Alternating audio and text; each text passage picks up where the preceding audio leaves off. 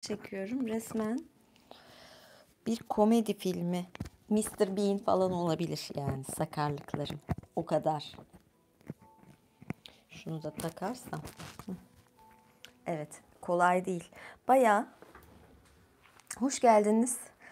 Ben bayağı bir vaziyetteyim, böyle kablolar arası bayağı ince ayar çekiyorum. Işığın kablosu, başka bir şeyin kablosu, bayağı bir durumdayım yani. Ve dediğim gibi anca yerleştim. Kusura bakmayın. Geciktim. Hoş geldiniz.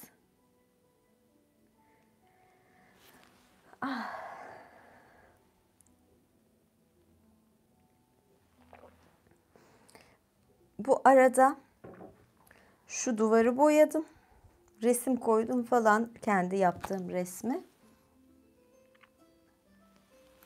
Bunları ayarladım biraz. Güzel bir öykü de seçtim size. Daha doğrusu çok bilinen hikaye Robin Hood. Tabii ben bunu seçene kadar 50 sayfa kitap okudum. Masallardan hiçbirini beğenmedim. Sonra dedim ki ben Robin Hood'u okuyacağım. Böyle de bir şey oldu. Fazla detaycıyım. Kendime mikrofon zam gelmiş. Ben aldım mikrofon, iade ettim. O arada zam gelmiş ve açıkçası planlamıyordum. Ben daha YouTube Katıl'da açacağım ama henüz YouTube'dan bazı şeylerden geçmediği için bana çok hızlı hareket edemiyorum. Ama Katıl açacağım. Daha istediğiniz tarz yayınlar Katıl'da olacak daha çok. Burada da devam edeceğim ama burası daha az olabilir ya da istenen tarz içerikler daha çok Katıl'da olacak. Bunun için de Mars Retrosu'nun bitmesini bekliyorum açıkçası. Çünkü Mars Retrosu var üzerimde. Ben bir ikizler burcu olarak ciddi sıkıntı çekiyorum bu konuda. Bunun bitmesini bekliyorum. En azından durağan pozisyonu 12'sinde falan geçecek. O zaman size şartları da bildireceğim. Başlayabiliriz herhalde önümüzdeki haftadan itibaren. Bakalım. Yani o yüzden sizden oraya abone olmanızı ve katılmanızı rica edeceğim. Ayrıca izleyenlerden bir ricam da, eğer izliyorsanız ve beğeniyorsanız lütfen abone olun ve beğeni butonuna basın. Çünkü kanalda %70 abone olmayanları izliyor. Böyle bir durum da var. Çok ilginç. O yüzden lütfen.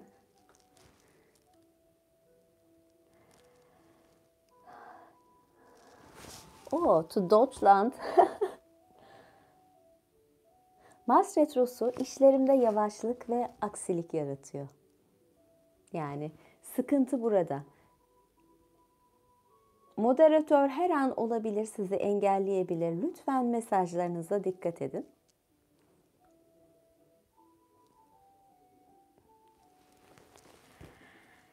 Evet, okumaya başlayacağım. Şu ayakkabıları çıkarayım önce.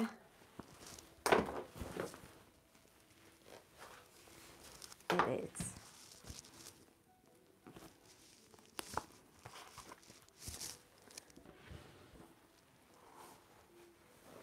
Şöyle rahat bir şekilde almak istiyorum. Ondan sonra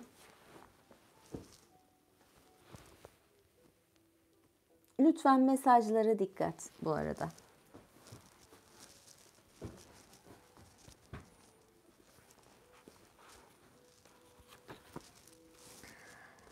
Evet, Robin Hood'u hepiniz biliyorsunuz. Ben bir de kitaptan okuyacağım size Robin Hood'u.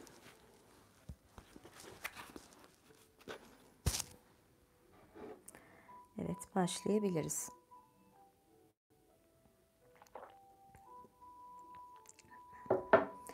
İngiltere 12., 13. ve 14. yüzyıllarda disiplinli bir idari hükümetin değerini yavaş yavaş öğrendi. Sakson İngiltere'sinde barışın korunması ve adaletin sürdürülmesi büyük ölçüde özel girişimler ve aile kurumlarıyla yerel ve ticari topluluklara bırakılmıştı. Norman İngiltere'sinde kraliyet otoritesi tüm krallıkta tesis edildi. Ancak kralın hala daimi ve ordunun yeterli bir polis gücünün eksikliğini kapatmak için büyük ölçüde baronlarının işbirliğine ve kasabalılarının yardımına güvenmesi gerekiyordu. Plantagenetlerin hükümdarlığı zamanında eski şövalyelik yavaş yavaş dağıldı ve yeni, zengin bir şehirli ve ticaret topluluğu topraklarda hızla nüfus kazandı. Diğer taraftan zenginlik ve güç fazlalığı nedeniyle yozlaşmış din adamları dinin kontrol edici gücünü son raddeye kadar kullanıyorlardı. Dolayısıyla bu dönemde zamanın eşsiz fırsatlarından yararlanmak üzere bir sınıfın ortaya çıkması doğaldı. Özgürlük düşkünü, baskıdan nefret eden, hukuku kendi ellerine alan, zengin ve fakir arasında basit ve hızlı bir adalet uygulayan insanlar. Bunlar romantik şövalyelik geleneğinin canlı örneğiydiler. Zengin kurbanlarının aldıkları haraçlarla özgür ve mutlu bir zengin kurbanlarından aldıkları haraçlarla özgür ve mutlu bir hayat yaşıyorlardı. Asıl Robin Hood pekala böyle bir adam olabilir. Halkın hayal gücünde bir kez yer ettikten sonra kısa süre içinde kahramanca bir üne kavuşan ve 200 yıllık yağma döneminde her cüretkar ve cömert eylemle itibar kazanan bir adam. Robin Hood bir konuk arıyor. Böyle bölümler var, ufak ufak bölümler. Bir zamanlar Yorkshire'daki asil Barnesdale ormanında Robin Hood denen bir adam yaşıyordu. Ben Sherwood Ormanı diye biliyordum. Barnesdale Ormanı diyor. Yanında yalnızca az sayıda mutlu adamı vardı. Çünkü karargahı muhteşem Sherwood Ormanı'ndaydı. Evet.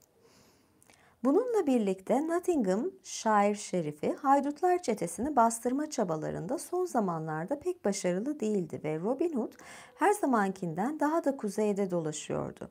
Robin'in yoldaşları, en sevdiği 3 arkadaşı ve en sadık takipçileri olan Küçük John, uzun boyundan dolayı böyle deniyordu. Robin'in kuzeni Will Scarlet ve değirmencinin oğlu Muh ya da Much'tı.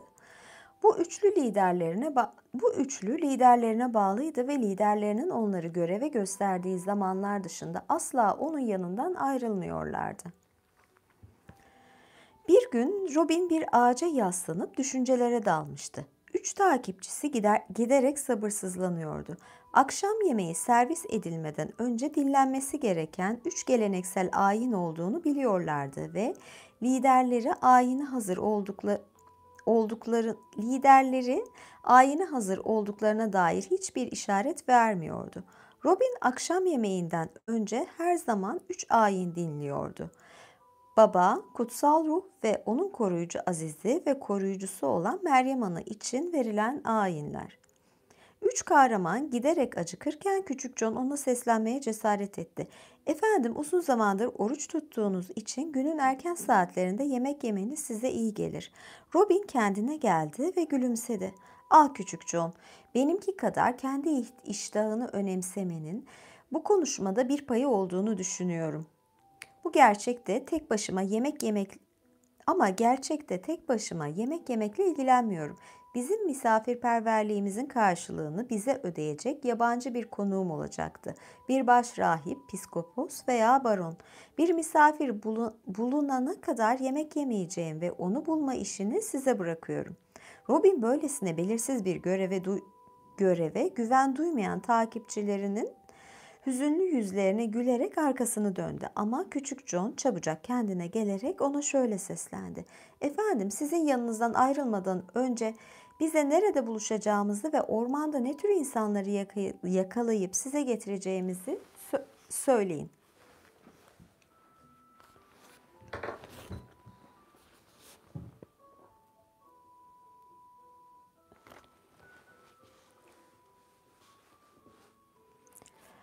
Haydut yasaları. Bunu zaten biliyorsunuz dedi efendileri. Kadınlara veya İçinde bir kadın olan hiçbir kafileye zarar vermemelisiniz. Bu Meryem anamızın şerefinedir. Her sınıftan çiftçiye, emekçiye, değerli şövalyelere, yiğit beylere, tüm çocuklara ve çaresiz insanlara nazik ve iyi davranacaksınız. Ancak şerifleri, özellikle Nottingham şerifi, her rütbeden piskoposu ve kilise ile devletteki tefecileri düşmanınız olarak kabul edebilir ve onları her tür soyabilir, dövebilir ve yağmalayabilirsiniz. Konuğunuzu benimle ormandaki büyük meşe ağacımızda buluşturun ve çabuk olun çünkü yemek konuk gelene kadar beklemelidir. Tanrı şimdi bize uygun bir gezgin göndersin dedi küçük John çünkü karnım çok aç. Ben de açım dedi diğer ikisi ve Robin yine güldü. Üçünüz de elinizde ok ve yay alın gidin. Ben burada buluşma ağacında tek başıma sizin gelişinizi bekleyeceğim. O yoldan kimse geçmediği için Söğüt fidanlığına yürüyebilir ve Watling sokağından devam edebilirsiniz. Orada kısa süre içinde muhtemel yolcularla buluşacaksınız ve ilk ortaya çıkan kişiyi kabul edeceğim. Dönüşünüze doğru akşam yemeği hazırlamanın yollarını bulacağım ve ziyaretçimizin cömertliğinin akşam yemeğini pişirme zahmetini bize telafi etmesini umuyoruz. Yanlarına uzun yaylarını ve oklarını alan üç kahraman Söğüt fidanlığından geçerek Watling Caddesi'nde başka bir yolun kesiştiği bir yere gitti. Ama görünürde kimse yoktu.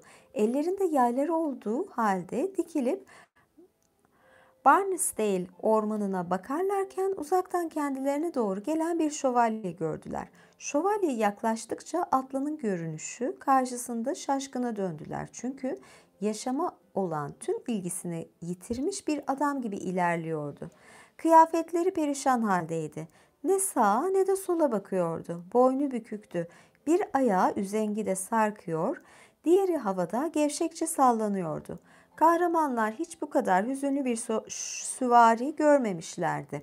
Ama bu adam üzgün olduğu kadar aynı zamanda bir ziyaretçiydi ve Robin'e götürülmeliydi.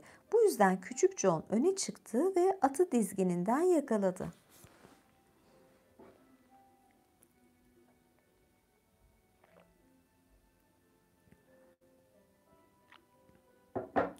Küçük John şövalyeye eşlik ediyor. Şövalye başını kaldırdı ve hayduda boş gözlerle baktı. Küçük John o sırada şapkasını çıkarıp şöyle dedi. Hoş geldiniz Sir Şövalye. Efendim adına ormana içten bir hoş geldiniz diyorum. Nazik Şövalye şimdi efendime gelin. O 3 saattir hiçbir şey yemeden sizin gelişinizi bekledi. Akşam yemeği hazırlandı ve yalnızca sizin teşrifiniz bekleniyor. Yabancı şövalye bu konuşmayı dikkatle düşünmüş gibiydi. Çünkü derin bir iç çekti ve sonra dedi. Bunun sorumlusu nasıl ben oluyorum bilmiyor. Olsam da gecikme için affınızı istiyorum güzel arkadaşlarım. Ama efendiniz kimdir? Küçük John cevap verdi. Efendim Robin Hood'tur ve ben sizi ona götürmek için gönderildim. Şövalye şöyle dedi. Demek senin liderin Robin Hood. Adını duymuştum ve onun iyi, yiğit biri olduğunu biliyorum. Bu yüzden sizinle gelmeye hazırım. Fakat aslında bugün öğle yemeğimi Bayti'de veya Doncaster'da yemeye niyetliydim. Ama sefil bir adamın nerede yemek yediğinin bir önemi yok. Robin Hood'un ziyafeti. Üç kahraman şövalyeye Robin'in onları beklediği meşe ağacına kadar ormanlık yollarda eşlik ettiler. Yoldayken şövalyenin büyük bir sıkıntı yüzünden sessizce ağladığını gördüler ama nezaket gereği üzüntüsünü fark etmemiş gibi yaptılar.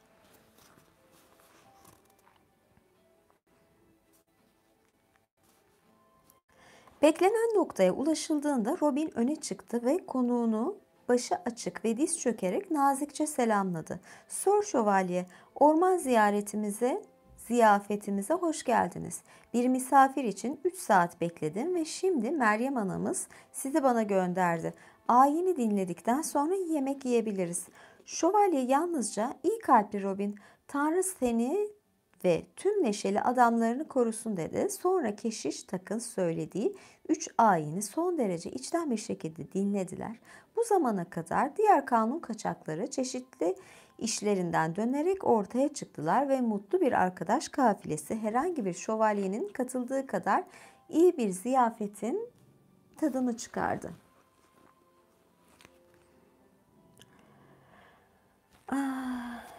Robin şövalye ile konuşuyor. Ay ben ekrandan taşmışım ya.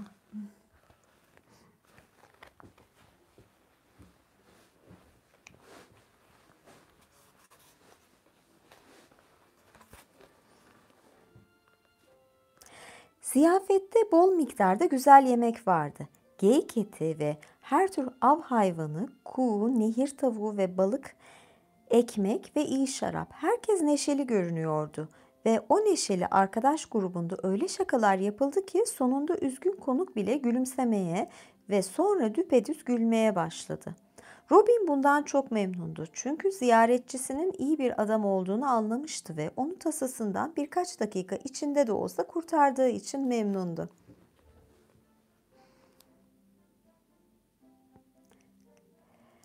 Bu yüzden şövalye neşeyle gülümsedi ve şöyle dedi: "Mutlu olun Sir Şövalye, rica ediyorum ve yemeğimizi iştahla yiyin. Zira yemeğimizi tüm iyi niyetlerimizle size sunuyoruz."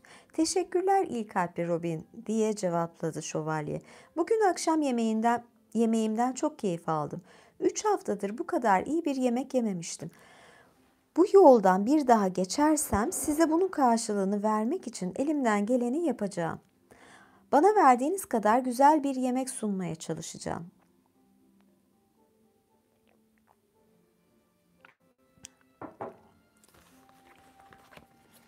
Evet, devam ediyoruz. Daha varmış bayağı.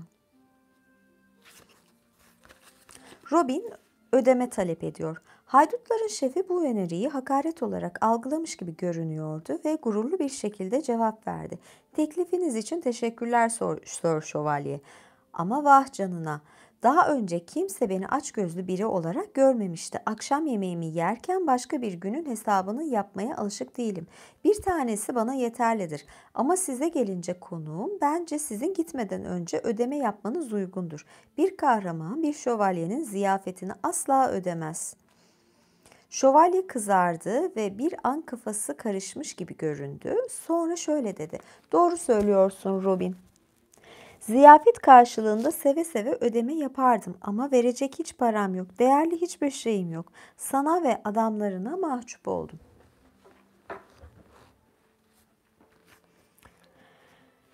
"Şövalyenin yoksulluğu. Bu doğru mu?" diye sordu Robin, küçük John'a işaret yaparak. Bu sırada John ayağa kalkıp şövalyenin atına gitti ve bağsız ufak bir sandıkla gelip sandığı efendisinin önüne koydu. "İçine bak küçük John," dedi Robin ve sonra şövalyeye dönerek, "Siz bayım, kuşaklı bir şövalye olarak şerefinizle bana gerçeği söyleyin. Onurum üzerine yemin ederim ki 2 şilinim var ve küçük John ararsa daha fazlasını bulamayacak," diye cevap verdi şövalye. "Sandığı aç," dedi Robin ve küçük John sandığını meşe ağacının diğer tarafına götürüp burada içindekileri yere serdiği pelerinin üzerine boşalttı ve tam olarak 10 şilin buldu. Küçük John rahatça oturup içkisini içen ve endişeli konuyla keyifle sohbet eden efendisine dönerek fısıldadı: "Şövalye doğruyu söylüyormuş."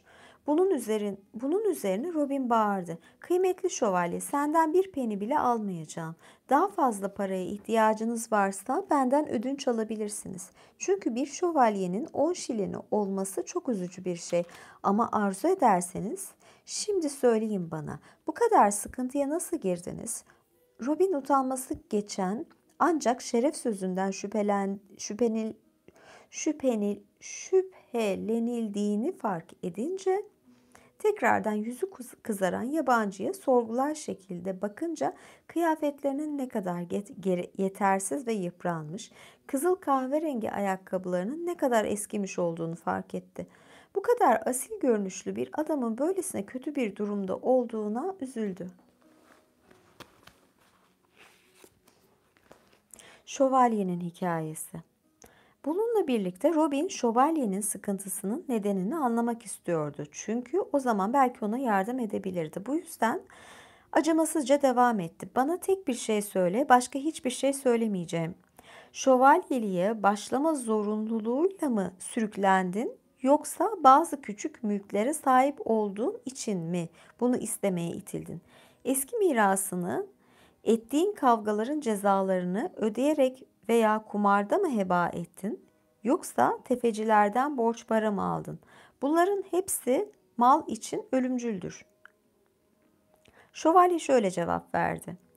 Aman Tanrım, bunların hiçbirini yapmadım. Benim atalarımın hepsi 100 yılı aşkın bir süredir şövalyedir ve ben savurganca yaşamadım. Bilakis tutumlu bir şekilde yaşadım. Bir yıl kadar kısa bir süre önce komşularım arasında rahatça harcayabileceğim 400 pound'un üzerinde birikimim vardı ve toprağımdan yılda 400 pound gelir elde ediyordum. Ama şimdi tek varlığım karım ve çocuklarım. Bu Tanrı'nın işidir ve benim durumumun düzelmesini ona havale ediyorum. Ay, çok ilginç. Demek ki o yıllarda da pound geçiyormuş. Euro falan yoktu ama pound vardı. Evet.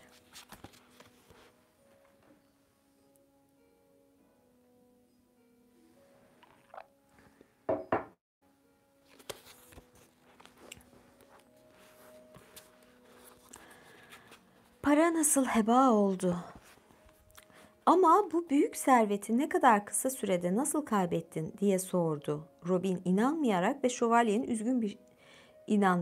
şövalye üzgün bir şekilde cevap verdi. Ah Robin, oğlun yok, yoksa bir babanın ilk çocuğunu kurtarmak için her şeyden vazgeçeceğini bilirdin. Bir yiğit oğlum var ve Prens Edward ile Haçlı seferine gittiğimde 20 yaşındaydı. Cesur ve güzel bir genç olduğu için topraklarımı korumak üzere onu evde bırakmıştım. 2 yıl sonra geri döndüğümde onu büyük bir tehlike altında buldum. Çünkü halka açık bir turnuvada bir Lancashire şövalyesini ve cesur bir genç yaveri öldürmüştü. Düşmanları güçlü ve adaletsiz olduğu için eldeki tüm paramı ve diğer mal varlığımı onu zindandan kurtarmak için harcamasaydım utanç verici bir şekilde ölürdü. Bu bile yeterli olmadı çünkü daha fazla para için mülklerimi ipotek ettirmek zorunda kaldım. Tüm toprağım York'taki Aziz Mary Manastırı'nın baş rahibine bağlı ve paramı kurtarmak için hiç umudum yok. Adamlarınız beni bulduğunda York'a gidiyordum. Bu arada teşekkürler geliyor. Ben de teşekkür ederim.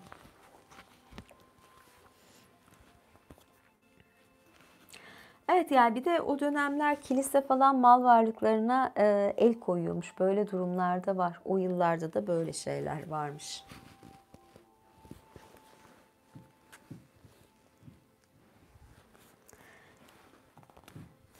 Gerekli olan meblağ. Arani, Araziniz ne kadar paraya rehinli diye sordu efendi kanun kaçağı ve şövalye şöyle cevap verdi. Başrahip bana 400 pound borç verdi. Ancak toprağın değeri bunun çok ötesinde.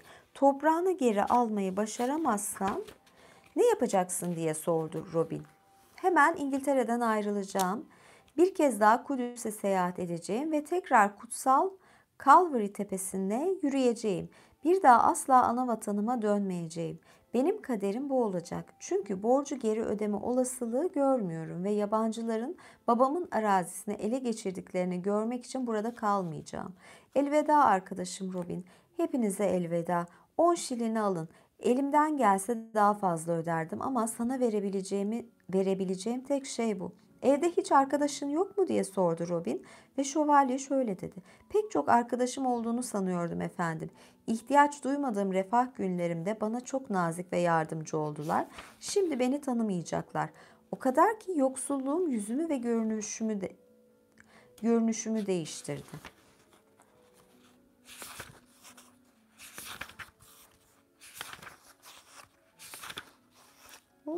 Varmış bayağı sayfa, 256.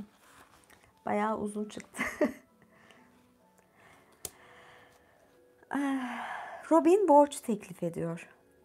Bu acınası hikaye temiz kalpli ve nazik haydutların yüreğine dokundu. Adamlar acılarından ağladılar ve gözyaşlarını birbirlerinden saklamaya özen göstermediler. En sonunda Robin adamlarına konuklarının şerefine kadeh kaldırdı. Sonra kendi düşünce silsilesine devam ediyormuş gibi sordu. Borcun geri ödenmesi için kefil olacak arkadaşlarınız var mı? Şövalye umutsuzca hiç yok diye cevapladı. Yalnızca bizim için acı çeken efendimiz. Bu son cevap nefret ettiği şişman ve ikiyüzlü keşişlerle çok fazla arkadaşlık yaptığını düşünen Robin'i kızdırdı ve haydutların şefi sert bir şekilde karşılık verdi.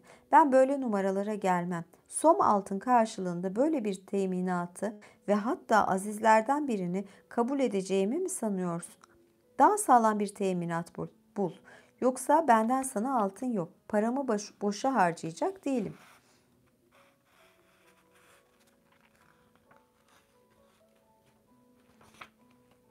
Çünkü Robin borç teklif ediyor burada. Şövalye derin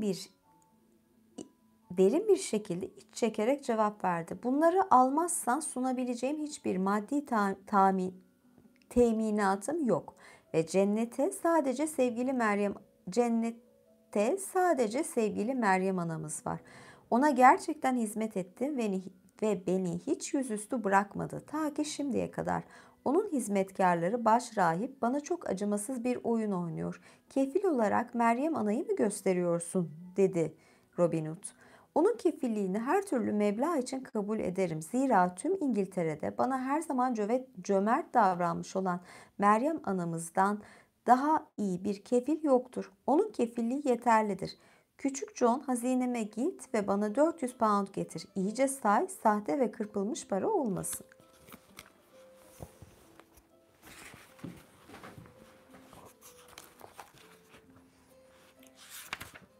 Biraz daha devam edeceğim. Belki bunun devamını bir dahaki bölüme yapabilirim. Oldukça uzunmuş. Bakıyorum 12 sayfa daha var. Nasıl gidiyor, ne dersiniz? Ya Robin Hood borç veriyor ve teminat ödeyebilir misin diyor soruyor.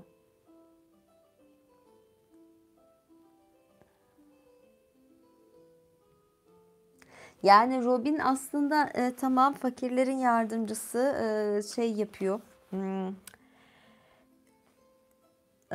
Nasıl diyeyim? Kötülerden alıyor, böyle para babalarından alıyor, ihtiyacı olanlara veriyor ama buradaki şövalyeye borç veriyor sanırım. Yani teminat ne diyor? O da tam bir teminat da veremiyor. Böyle de bir şey var. O da tefeciymiş ya. Bak şimdi görüyorum. Evet. Devam edeyim ya. Bitiririz herhalde. 10-12 sayfa daha var.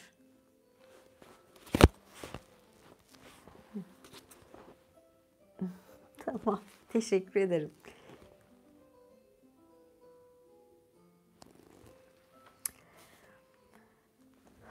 Ama yani o da Meryem Ana olarak teminat verdi yani şövalyede. Bakalım yani şövalyede dolandırıcı çıkmasın. Duymuşsa ününü. Böyle bir şey de olabilir yani. Ay. Niye burada da böyle bir şey? Robin Hood'un hediyeleri.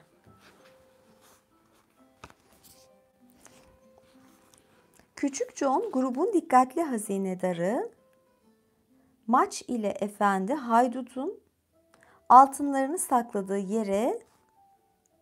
sakladığı gizli yere çabucak gitti. Çok dikkatli bir şekilde madeni paraları saydılar. Tam ağırlıkta ve değerli olduklarını görmek için her birini test ettiler. Sonra Küçük John'un önerisi üzerine şövalyeye yeni kıyafetler, hatta çizme ve mahmuz verdiler.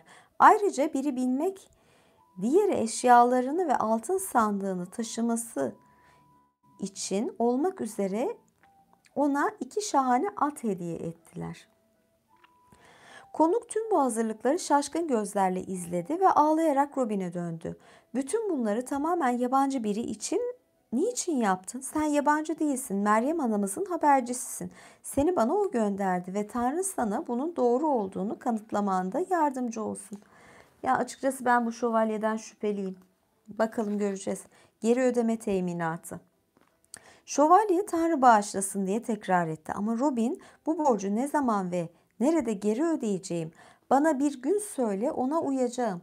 Burada diye cevapladı kanun kaçağı. Bu ağacın altında ve 12 ay içinde. Arkadaşlarınızı geri kazanmak ve kurtarılmış topraklardan kiralarınızı toplamak için zamanınız olacak. Şimdi elveda Sir Şövalye ve refakatsiz yolculuk. Değerli bir şövalye için uygun olmadığından sana ayrıca yaverin olması ve gerekirse sana hizmette bulunması için küçük John'u vereceğim. Şövalye Robin'e ve onun cömert takipçilerine veda etti ve tam uzaklaşmak için dönüyordu ki birdenbire durup Efendi Haydut'a hitap etti. İyi Robin, bir şeyi unuttum. İsmimi bilmiyorsun. Ben Lealı Sir Richard'ım ve benim topraklarım Uterisdale'de uzanır. Ya da Uterisdal'da uzanır. Bu dedi Robin Hood benim için hiç dert değil. Sen Meryem Anamızın habercisisin ve benim için yeterlidir.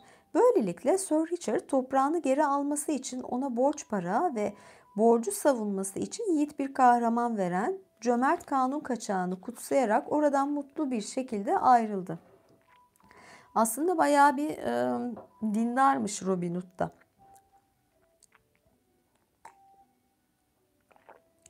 Sir Richard'ın yolculuğu. Şövalye ve yeni uşağı at sırtında giderken Sir Richard adamına seslendi ve şöyle dedi. Aziz Mary'nin baş rahibine 400... Her şey yolunda mı? Şu anda geldi mi yayın?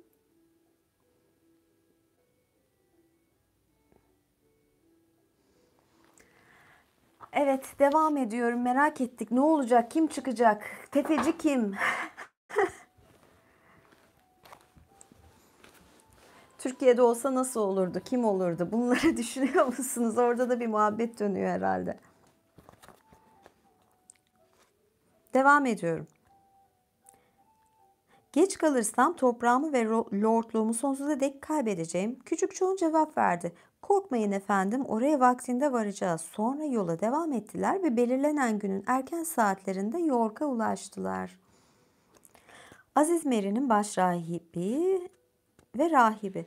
Bu arada Aziz Mary'nin baş rahibi Sir Richard'ın topraklarını kendisine ait kabul ediyordu. Zavallı bahtsız şövalyeye hiç acımıyor, aksine uygulayabileceği yasal zulümden övgüyle söz ediyordu.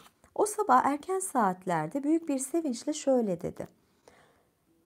12 ay önce bugün muhtaç bir şövalyeye Lealı Sir Richard'a 400 pound borç verdik ve parayı geri ödemek için öğlene kadar gelmezse tüm topraklarını ve miras hakkını kaybedecek. Manastırımız yıllık 400 poundluk değere sahip bir mülkle daha zenginleşecek. Meryem anamız onun vaktinde gelmesine rıza gösteriyor. Yazıklar olsun, yazıklar olsun sana diye bağırdı rahip. Bu zavallı şövalye hasta ve deniz ötesinde olabilir. Açlık ve soğukla mücadele ettiği gibi yoksullukla da mücadele ediyor olabilir ve toprağını kaybettiğini ilan etseniz bu büyük bir hata olur. Bir baş rahip var ve rahip var. Rahip savunuyor, baş rahipse o gelsin paracıklar diyor. Çünkü kalacak, toprak kalacak.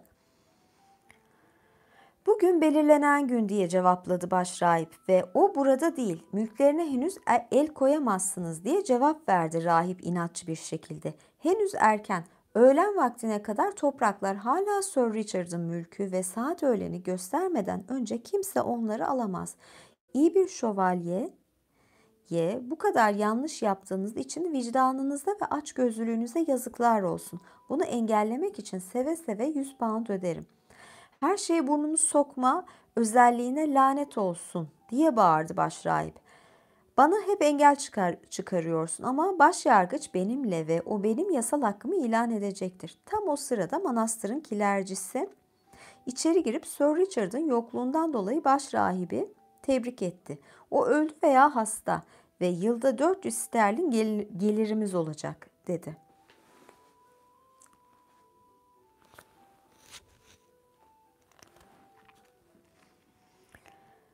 Sir Richard şehre vardığında sessizce York'taki eski kiracıların yanına gitmişti ve onunla at sürmeye hazır pek çok kişiyi yanına almıştı. Ama o başrahibin hayırseverliğini ve dindarlığını sınamak istiyordu. Bu yüzden takipçilerine hacı kıyafetleri giymelerini söyledi. Bu şekilde giyinen kafile manastırın kapısına geldi.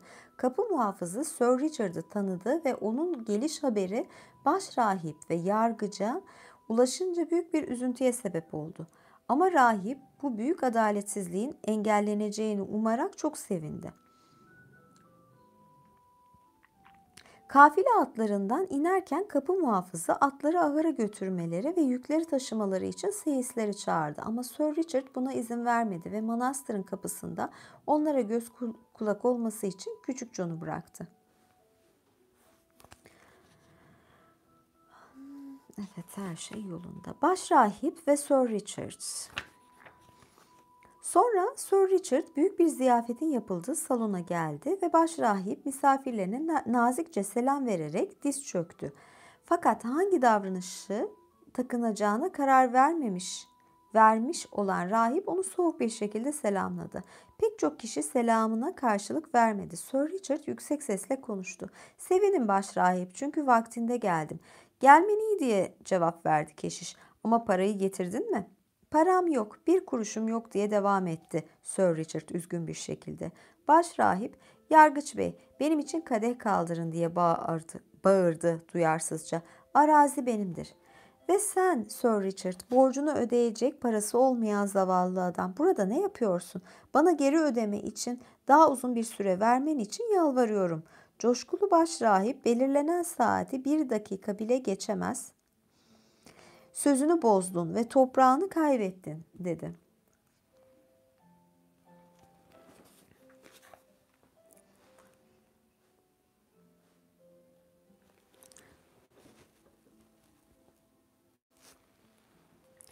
Hala diz çökmüş bir vaziyette olan Sir Richard yargıca döndü ve "Yargıç bey, arkadaşım olun ve beni savunun," dedi. "Hayır," diye yanıtladı yargıç. "Kanuna bağlıyım. Sana yardım edemem. Asil başrahip, bana merhamet edin ve toprağımı tekrar alayım. 400 poundunu geri ödeyene kadar manastırın uysal hizmetkarı olacağım." Sonra zalim rahip şövalyenin bir daha topraklarına sahip olamayacağına dair korkunç bir yemin etti ve salondaki hiç kimse orada diz çökmüş zavallı arkadaşsız ve yalnız şövalye adına konuşmayacaktı. Böylelikle sonunda şiddet tehdidinde bulunmaya başladı ve "Toprağıma tekrar sahip olamazsam buradaki bazı insanlar bunu ödeyecekler. Şimdi zavallı adamın hiç arkadaşı olmadığını görebiliyorum. Zira ihtiyacım olduğunda hiç kimse benim yanımda durmayacak."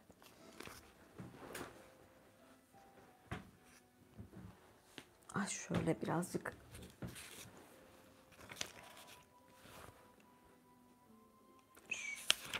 devirmeyeyim de.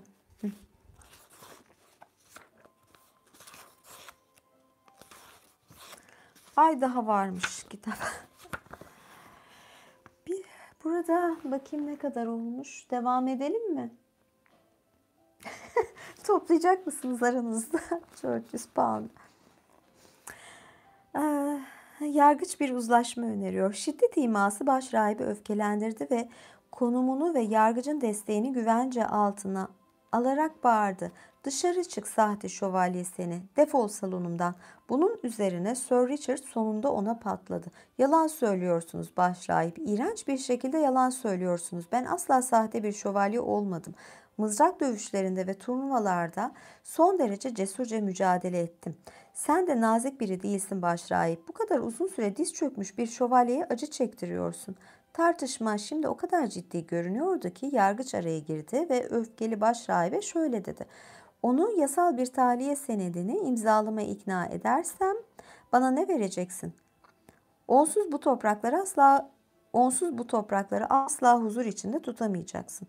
Başrahip, "100 pound olacaksın," dedi ve yargıçlar onaylar şekilde başını salladılar.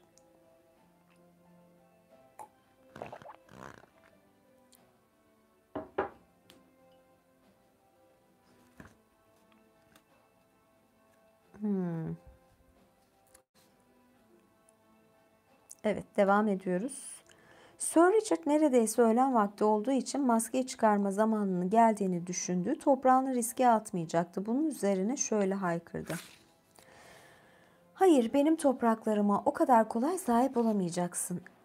1000 sterlin daha ödeseniz bile babamın mülküne el koyamayacaksınız. Al, para işte burada.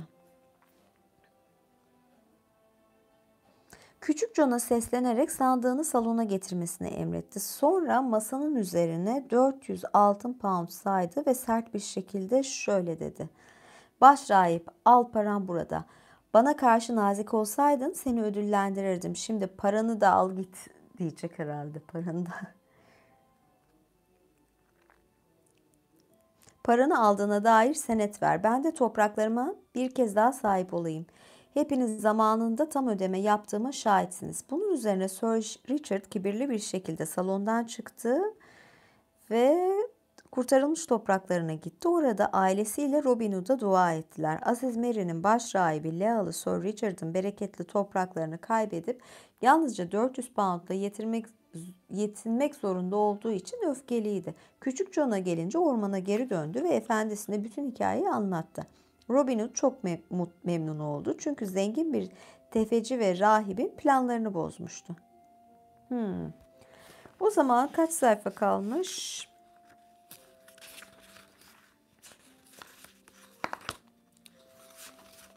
Bir, iki, üç, 4, 5. 5 sayfamız daha kalmış. 5 sayfa daha bitirelim mi masalı? Paranı al git diyen, paranı da al git diyen işte Şövalye Küçük John da yaptı, yardım etti. Bakalım borcu ödemek için harekete geçiyor diyor. Bir yıl göz açıp kapayıncaya kadar geçince Lealı Sir Richard karısına şöyle dedi. Hanım, topraklarımı kurtaran borcu Robin Hood'a geri ödemek için yakında Barnesdale'e gitmeliyim ve ayrıca ona küçük bir hediye de alacağım. Ne tavsiye edersin? Sir Richard İspanyol porsuk ağacından yapılmış 100 tane yay ve tavus kuşu tüylü ve gri kas tüylü 100 tane ok alsan çok güzel olur.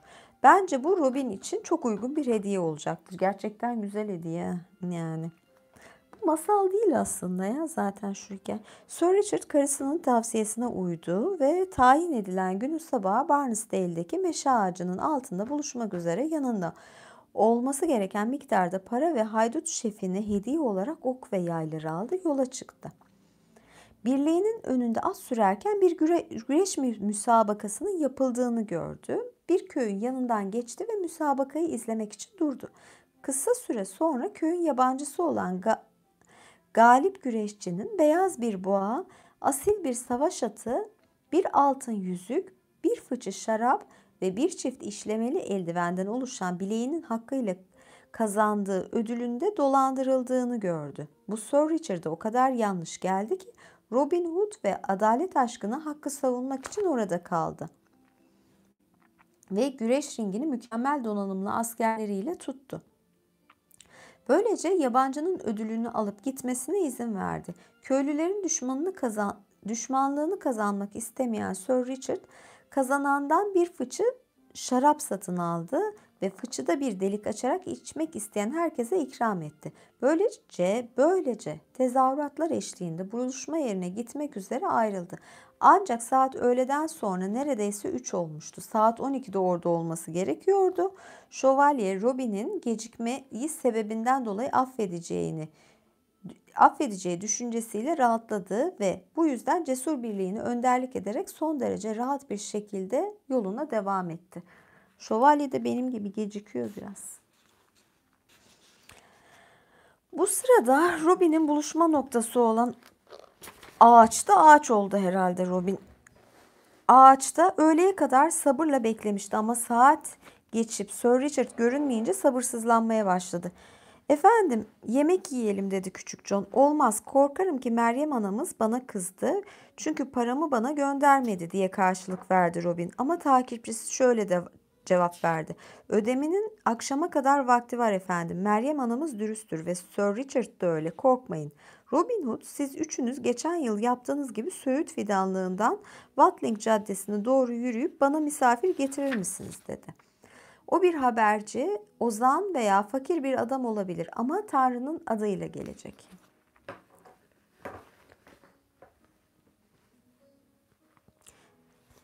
Üç kahraman, Küçük John, Will Scarlet ve Değirmenci'nin oğlu Madge, ellerine yaylarını alıp bir kez daha Watling sokağına doğru yola çıktılar ama bu sefer uzun süre beklemediler.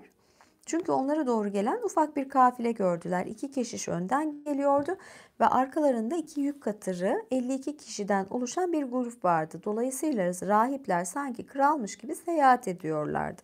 Sıradaki keşişleri görüyor musun dedi Küçük John. Ödememizi onlardan alacağımıza eminim. Ama onlar 54 kişi, biz yalnızca 3 kişiyiz dedi Scarlett. Onları yemeğe getirmezsek Efendimizin karşısına çıkamayız diye bağırdı Küçük John. Oklarınıza, yaylarınıza iyi bakın ve cesur olun. Ben öndeki keşişi alacağım, ölü ya da diri.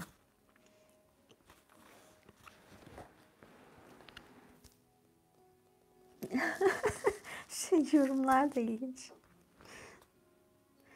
Siyah cübbeli keşişin yakalanması. 3 haydut ormandan çıktı, oklarını yaylara takıp ipi çektiler ve Küçük John yüksek sesle haykırdı.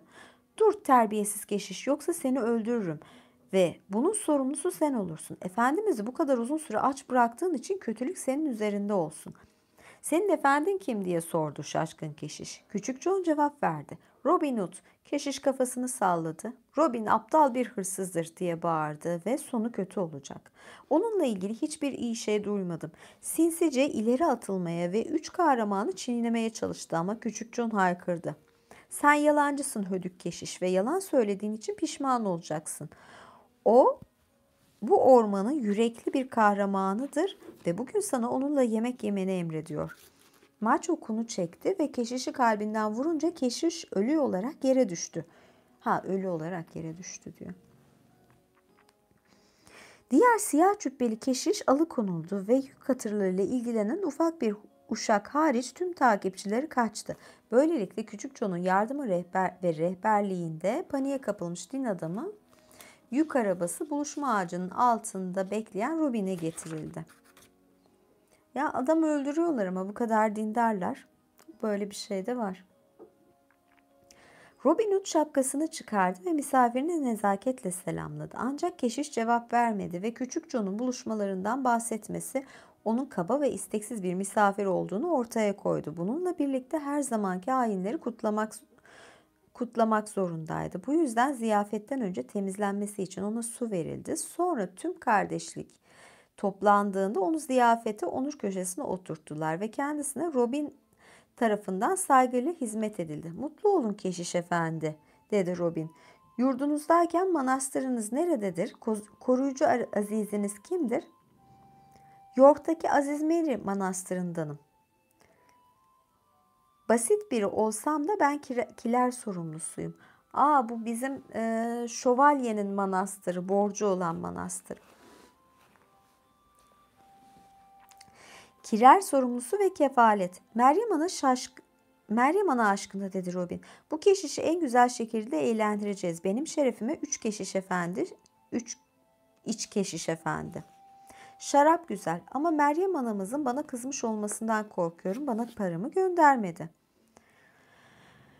Korkmayın efendim dedi Küçük John. Bu keşiş onun kilercisi. Şüphesiz onu elçisi yaptı ve adam paramızı yanında taşıyor. Bu mümkün dedi Robin. Keşiş efendi Meryem anamız iyi bir şövalye ile aramızdaki küçük bir borç için kefil olmuştu. Ve bugün paranın geri ödenmesi gerekiyordu. Getirdiyseniz şimdi ödeyin ve size yürekten teşekkür ederim. Keşiş oldukça şaşırdı ve haykırdı. Böyle bir kefaleti hiç duymadım. Konuşurken o kadar endişeli bir şekilde yük katırlarına baktı ki Robin katırların eğerinde altın olduğunu tahmin etti. Az kaldı bitiyor.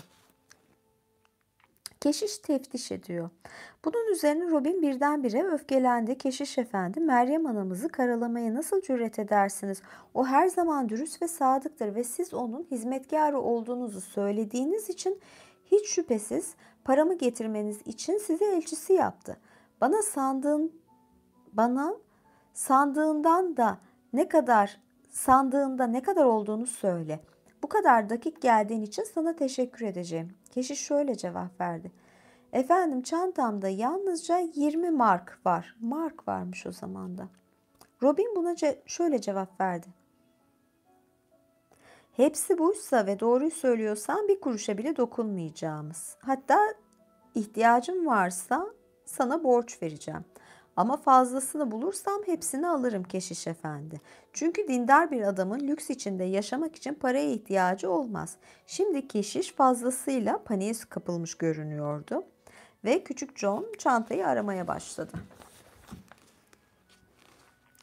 Küçük John ilk kutuyu, ya küçük John deyince aklıma başka şey geldi. Şimdi bu kadar saatten sonra. Küçük John ilk kutuyu açınca sesim kısıldı ya. Daha önce yaptığı gibi içindekileri pelerine boşalttı. 800 pound sayarak Robin'e gitti ve şöyle dedi. Efendim, keşiş doğruyu söylemiş. İşte 20 mark ve Meryem anamızın borcu karşılığında size gönderdiği 800 pound. Robin bunu duyunca zavallı keşişe bağırdı. Ben söylememiş miydim keşiş efendi? Meryem anamız bir insanın sahip olabileceği en iyi kefil değil midir? Bana 2 defa geri ödeme yapmadı mı? Manastırınıza geri dönün ve Aziz Meryem'in rahiplerinin bir arkadaşa ihtiyacı olursa Robin Hood'da bulacaklarını söyleyin.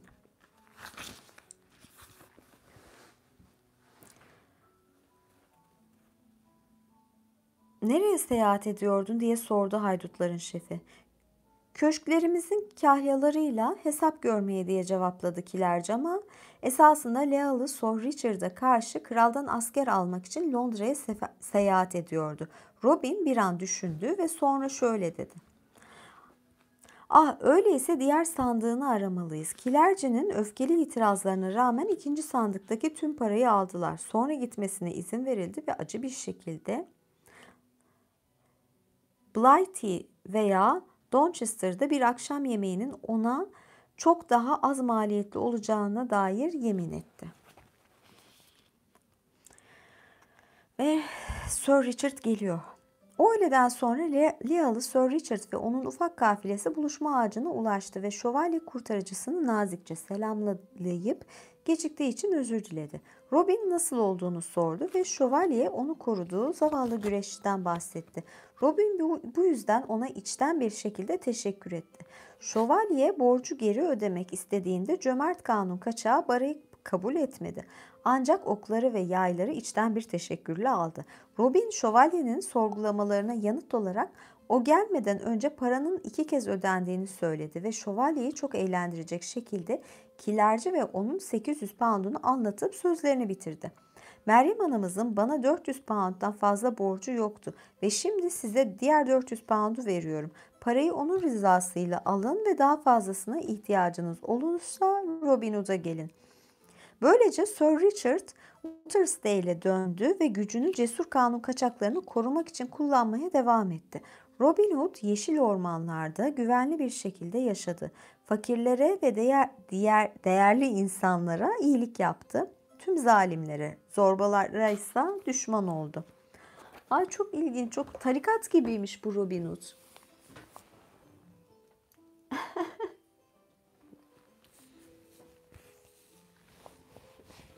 Nasıl buldunuz? Oh, 1 saat olmuş, benim sesim kısıldı. Gerçekten ilginç, yani Robin Hood'un bu kadar dindar olduğunu bilmiyordum. Bayağı bir hali var açıkçası.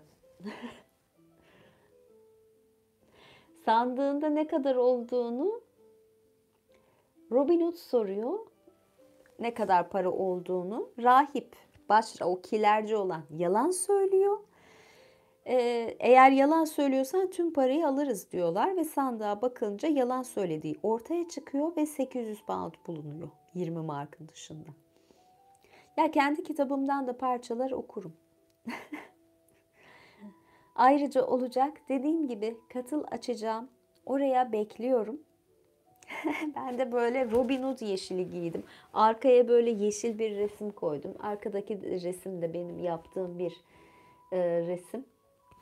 Lütfen beğendiyseniz beğenmeyi ihmal etmeyin. Bunlar bana motivasyon oluyor.